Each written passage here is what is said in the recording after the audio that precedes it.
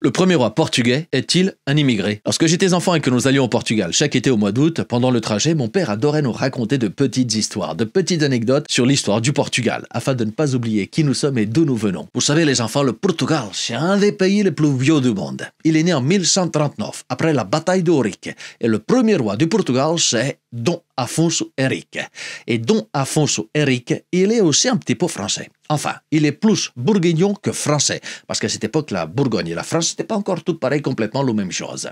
Bref, Dom Afonso Henrique, c'est le fils de Henri de Bourgogne. Henri de Bourgogne, c'est le fils numéro 4, 5, 6, je ne sais plus très bien, du duc de Bourgogne de cette époque.